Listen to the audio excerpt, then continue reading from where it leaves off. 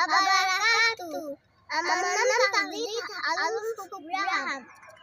আমি এক নাম্বার হাদিস শরীফ বলবো।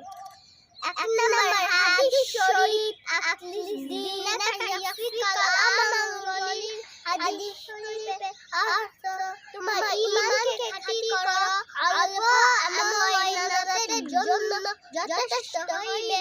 দুই নাম্বার হাদিস শরীফ খায়রুকুম মান তাআল্লামাল কুরআনা ওয়া আল্লামা। দুই নাম্বার হাদিস শরীফের অর্থ তোমাদের মধ্যে সর্বোত্তম ওই ব্যক্তি যে কোরআন শিক্ষা দেয়। তিন নাম্বার হাদিস শরীফ তালামুল ইলমি ফায়দাতুন আলা কুল্লি মুসলিম।